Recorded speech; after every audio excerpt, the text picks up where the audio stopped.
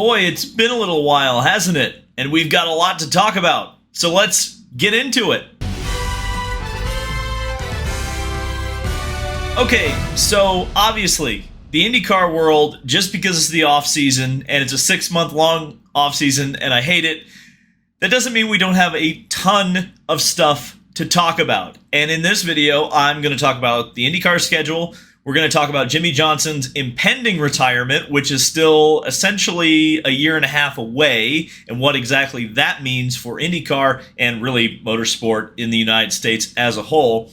We're also going to talk about Kyle Busch because there are some Indy 500 rumors that I would classify as quite credible, especially when we start talking about the details. And of course, I also have to talk about the resolution to the Alex Palou situation because it's very, very strange what has happened with that and the odd resolution that really, in a lot of ways, is kind of a wet fart given all of the drama that led up to the ultimate conclusion. But first, we need to talk about the 2023 schedule because it came out today for IndyCar, and it is really the last major auto racing schedule that we hadn't seen yet. And that's kind of par for the course, unfortunately. First to end the season and last to get the next season schedule out. But, you know, at the end of the day, when we look at this schedule, it's like, I don't know what you were expecting. I was not expecting much, because we were told as much to not expect much.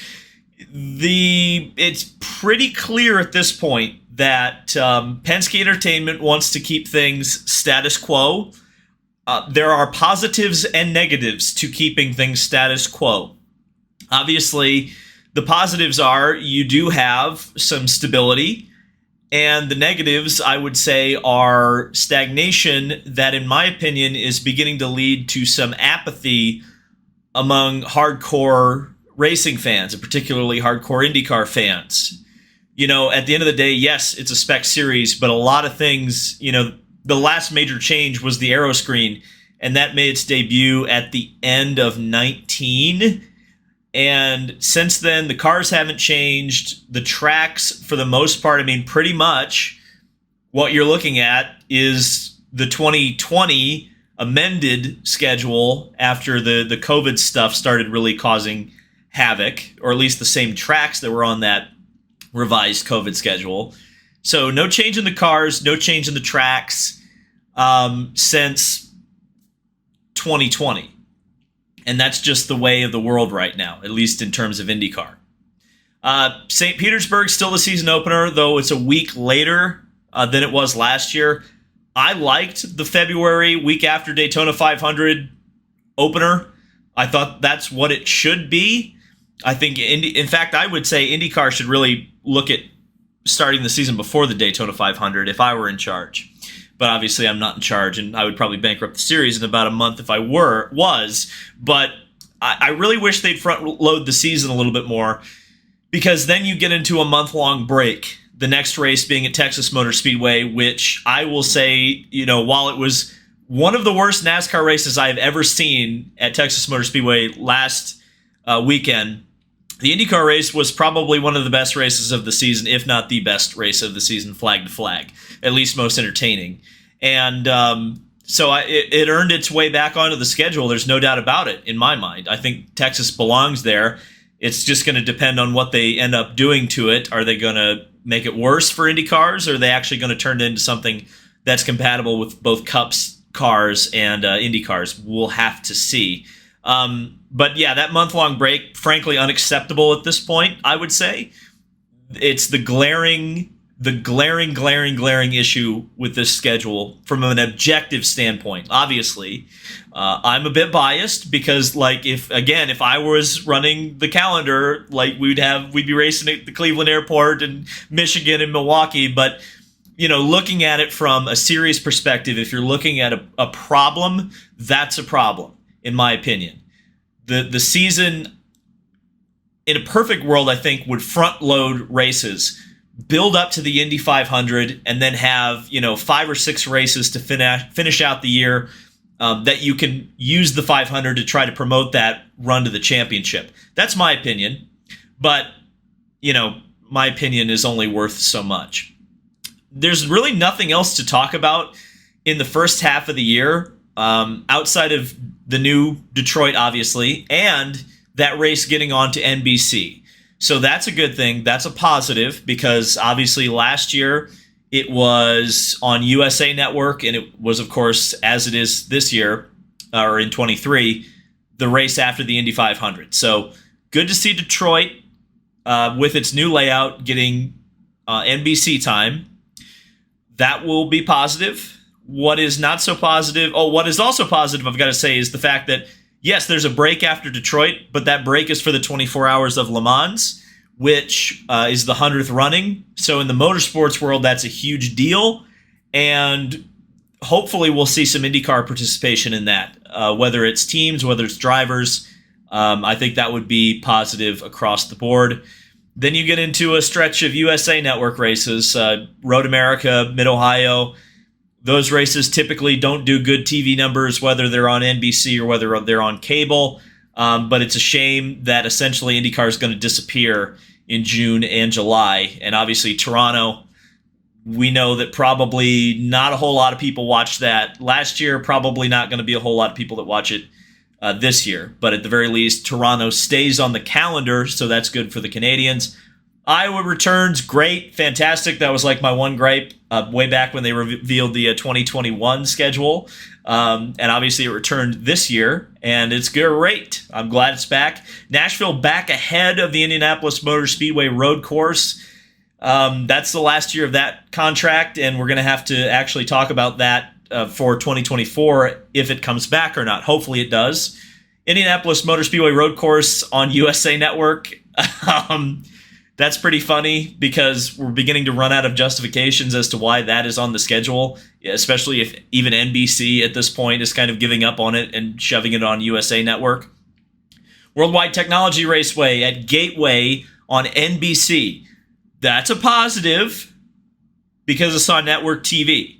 It's a negative because it's almost certainly going to be a 3 p.m. start.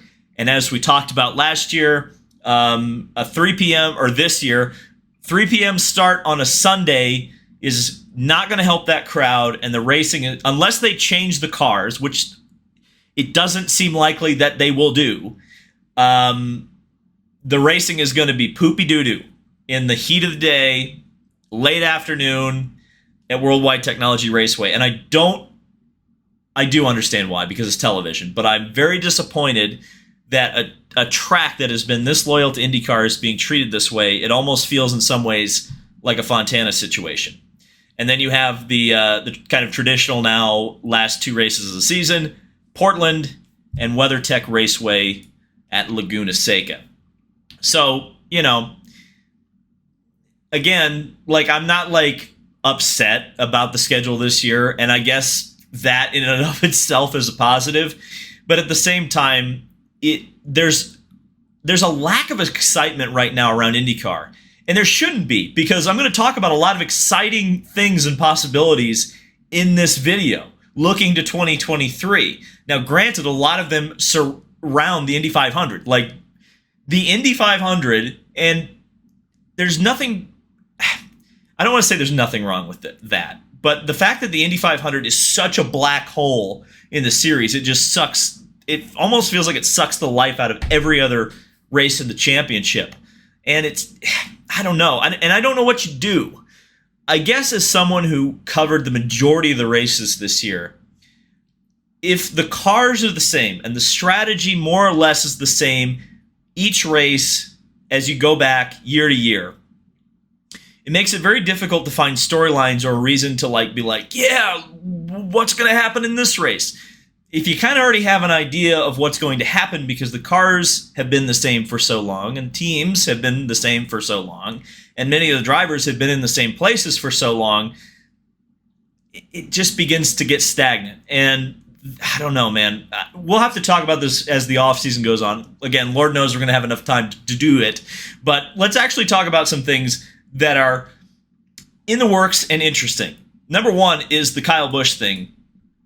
Because I think Kyle Busch is actually going to do the Indy 500 this year. This year meaning 2023. I'm going to keep doing that this entire video.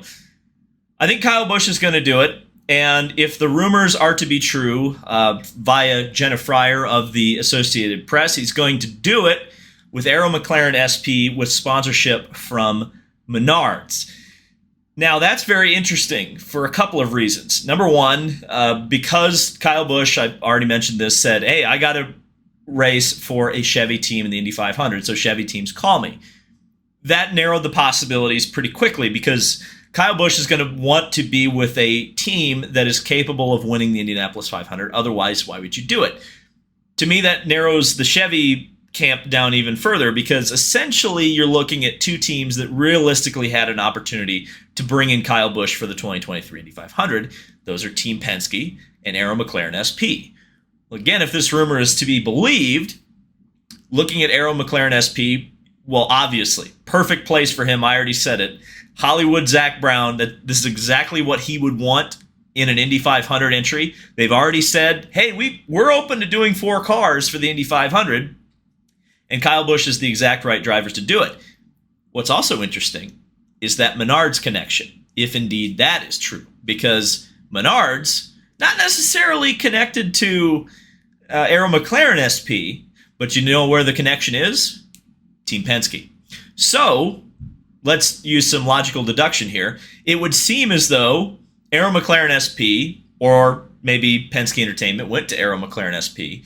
Let's just say Penske Entertainment and Arrow McLaren SP were having a bit of a chat, and somebody said, how do we get this done? And somebody in Penske Entertainment said, well, Menards hasn't sponsored a car in a while, and they're a pretty good partner of ours. Let's go call John Menard and see if he'd be interested in sponsoring Kyle Busch. To which it would seem John Menard would have said, yes, I would like to be sponsoring Kyle Busch at the Indianapolis 500.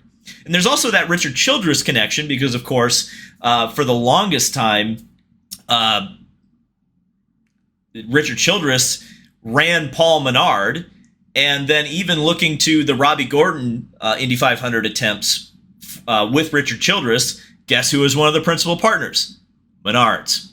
So it wouldn't be surprising either to maybe this is a Richard Childress thing where Richard went to Menards and said, hey, John, you want to ride again? And John was like, yes, sir, I do. So there's a lot of connections. Everybody's a cousin, as we know. But it sure does seem like Kyle Busch, I think, will be in the Indy 500 this year doing the double. And he'll probably be doing the double with Jimmy Johnson. Now, Jimmy Johnson said yesterday that he is done full-time IndyCar racing. He did that, been there, done that, not going to do it again. That obviously means a lot for IndyCar silly season because all of a sudden it would seem as though there is a seat open somewhere because there's theoretically a Honda engine open somewhere. Now, does Andretti expand? Probably not. Does Ganassi go out and find someone to drive the car full time?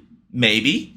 What about Dale Coyne Racing? We know they want Linus Lundqvist in that car or in a third car with HMD. I think that would be a possibility.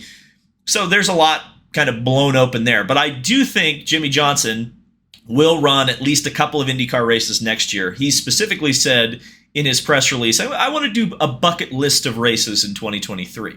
And presumably that would include the Indy 500. Especially for Chip Ganassi Racing, who he's been on record saying, the only team I would want to do anything in IndyCar with is Chip Ganassi Racing, and I think you'd be crazy if you're Jimmy Johnson and you have that opportunity and you were the Indy 500 Rookie of the Year and you were so fast at times in the Indy 500 and on the other ovals last year. Looking at Marcus Ericsson winning the Indy 500 last year, you could step into an Indy 500 potentially winning car, a car that has the potential to win the Indy 500, and you say, no, I think he does it. I think he does the Indy 500, and there's a lot of talk now that he would also do the double, potentially with Justin Marks in a Project 91 car. And then you kind of think back to a lot of the things that Justin Marks has been saying over the last year and a half that he wants to do the Indy 500. Obviously, there's a connection with Chip Ganassi through the sale of Ganassi's Cup team to Justin Marks. And obviously, Marks also drove for Chip Ganassi. So they've done business before. And currently, Jimmy, I think it was Bob Pockris that asked this question over on Twitter. Jimmy's not currently affiliated with a manufacturer. So he could just, in 2023, jump to whatever manufacturer he wants to do. So let's say he runs a Honda in the Indy 500. He could go jump into a Chevy at the Coke 600, and there probably wouldn't be a problem there. There probably wouldn't be a problem there anyway, because I suspect Chevy and Honda would both realize that it's important for Jimmy Johnson to run both races, and why would you stand in the way of that? In fact, even Toyota realized that and said as much to Kyle Busch when he was driving for Joe Gibbs, like, as long as you drive a Chevy and not a Honda, we're okay with that in the Indy 500. It was Joe Gibbs that ultimately stood in the way of Kyle Busch for so many years running the Indianapolis 500. And I should say, too, that at least one person who I would deem pretty credible generally with this sort of information has said to me that Kyle Busch might not be the only Kyle doing the double in the Indy 500 next year. Yeah. So theoretically, there could be 3 drivers doing the double at the Indy 500 next year. Heck, let's even throw a really crazy thing out there. Because I do know Kyle Larson spent a little bit of time when he was at the Brickyard in the Chip Ganassi IndyCar paddock. I wonder if maybe Larson jumps in the Ganassi car and maybe Jimmy's in some sort of an affiliated team with a Chevy for Trackhouse. Just going to throw that out there and see if it sticks. I wouldn't say that I have any inside information on that one. I'm just connecting dots. The final thing, and again we're talking about Ganassi, is because of the Alex Palou situation, which resolved itself in the most amicable way I think anybody could have possibly seen this end. Alex Palou will drive for Chip Ganassi Racing in 2023 in IndyCar. And he's been allowed to test Formula One cars for I almost said Aero McLaren SP. Not Aero McLaren SP. For McLaren. He's already done it in Barcelona, Spain. So Alex Palou really ended up being the winner by playing hardball. And I believe it was Marshall Pruitt who said Palou even got a pay raise from Chip Ganassi. Now, what a lot of people realized as the Laguna Seca weekend was going on was the fact that we're pretty sure that Alex Palou got access to the data to go that fast. And you wouldn't get access to the data if you weren't driving for Chip Ganassi Racing in 2023. And so many people began to make that connection and realize that because of the fact that Alex Palou delivered in the way that he did, that the relationship, however frosty it is still probably, seems to be healing between Chip Ganassi and Alex Palou. Now, do I think that relationship is going to continue past 2023? No. I do believe that Alex Palou will probably end up in a McLaren by 2024 in some capacity, whether that's Formula E, whether that's IndyCar, whether that's testing Formula One cars, whatever. But I think all parties involved realized that the best situation for Alex Palou to be in 2023, and the best situation for McLaren, and the best situation for Ganassi, is for Alex Palou to drive for that team, get a little bit of a pay raise, amicably break up when the time comes, and then he goes off to McLaren to do whatever he needs to do. The good news as well means that our good pal Felix Rosenqvist gets to stay in IndyCar after all. And I think his performance, really starting at the Indianapolis 500 this year, was absolutely worthy of him getting another shot at IndyCar. He clearly was motivated, especially as the summer months continued on. And I think Felix had so many good drives that I think he may really sneak up on some people next year. He was top 10 in the championship, and now he's got something to prove, which is, hey, you should keep me another year, especially when Alex Palou finally breaks free of Ganassi. So, yeah, man, a lot to talk about in IndyCar, and we didn't even talk about some of like the personnel changes, like Taylor Kyle leaving Aero McLaren SP and probably going to Ganassi, though that hasn't been confirmed yet. We've got a lot of things to talk about as the weeks and months go on. But this weekend, I'll be at Petit Le Mans in Atlanta. I'll actually be leaving for that event tomorrow. So that's going to be exciting. And, of course, you guys will see all the coverage throughout the weekend. It's also a Kyle race, so hopefully the camera will actually be in focus throughout the weekend. So thank you guys so much for watching. The off-season's ramping up, and we're going to have so much coverage, you're not even going to believe it. Thank you guys, and we'll see you in the next video.